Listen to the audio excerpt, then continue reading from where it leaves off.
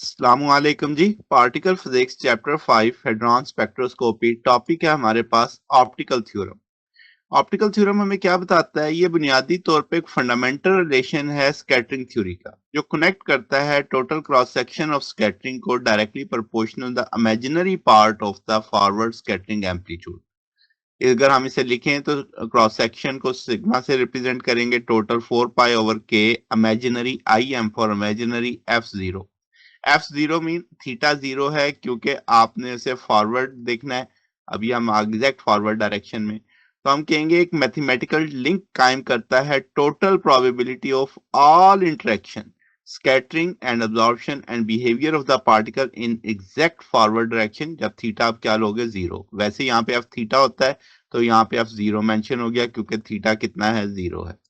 तो सिग्मा ही जैसे मैंने कहा टोटल क्रॉस सेक्शन है, रिप्रेजेंट करेगा बोथ इलास्टिक और इनलास्टिक स्कैटरिंग के अंदर। के यहाँ पे वेव नंबर है इंसिडेंट पार्टिकल का इन सेंटर ऑफ मास फ्रेम के अंदर। अगर हम मैथमेटिकल डेरिवेशन देखें तो हम कहेंगे स्फेरिकल सिमेट्री इंटरेक्शन देखते हैं। स्कैटर्ड वेव को डिकम्पोज किया जा सकता है डिस्टिंक्ट एंगुलर कंपोनेंट्स के अंदर, यानी पार्शियल वेव के अंदर। तो ओवरऑल जो स्कैटरिंग एम्पलीट्यूड होगा एफ थीटा 1/2 अयोटा के summation 2l plus 1 exponential iota sigma delta L sine delta L P L cos of theta.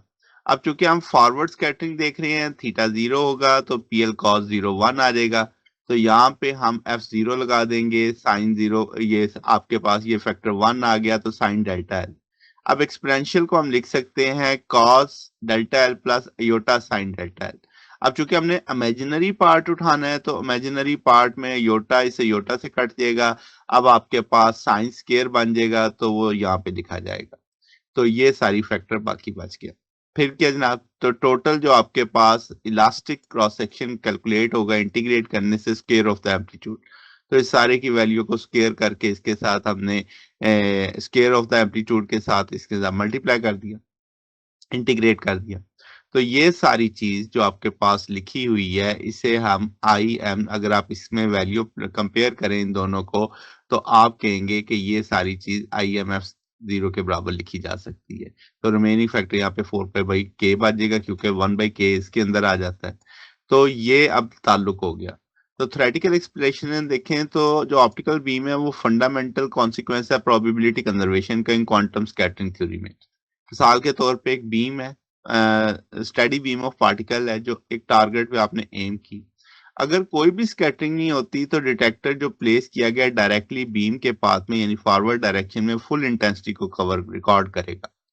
जब टारगेट प्रेजेंट होगा तो कुछ पार्टिकल स्कैटर्ड होंगे मुख्तलिफ एंगल्स पे, तो फॉरवर्ड डायरेक्टर जो होगा वो यानी उसको कम पार्टिकल मिलेंगे, डेफिसिट ऑफ पार्टिकल रिकॉर्ड होंगे। तो जो ऑप्टिकल थ्योरम है स्टेट करता है ये जो एग्जैक्ट डेफिसिट है फॉरवर्ड डायरेक्शन में ये न्यूमेरिकली इक्वल है किसके? Total number of particle direction in all direction के। तो forward scattering amplitude F0 capture करता है इस डेफिसिट को, और ये एक इमेजिनरी पार्ट है मैथमेटिकल ब्रिज में जो कनेक्ट करता है shadow cast of the target to the total area present to the beam. तो अलाउ करता है फिजिसिस्ट को कि total interaction probability without needing to go every single possible decay product को, only need to measure the elastic scattering in forward direction. Okay. तो optical का नाम क्यों है? ऑप्टिकल थ्योरम आया क्लासिकल वेव ऑप्टिक्स की मदद से। जब लाइट वेव किसी मीडियम से पास करती है तो फॉरवर्ड स्कैटरिंग डिटरमिन करती है टोटल अटेनुएशन। तो सेम आइडिया यहाँ पे हमने पार्टिकल बीम पे अप्लाई किया है। तो यहाँ पे अब आपको उसकी फिजिक्स भी पता है सारी, अब आपको उसका मैथ भी पता है। तो ये जनाब हमारे पास टॉपिक था। अगर आपको इसमें कोई बात पूछनी हो, डाउट हो, नीचे कमेंट्स में पूछ सकते हैं। वीडियो अच्छी लगी हो वीडियो को लाइक कीजिएगा, दोस्तों के साथ शेयर कीजिएगा, चैनल को सब्सक्राइब कर दीजिएगा। अब तक के लिए इतना ही, बच्चे इंशाल्लाह नेक्स्ट देखेंगे। ओके, अल्लाह हाफिज।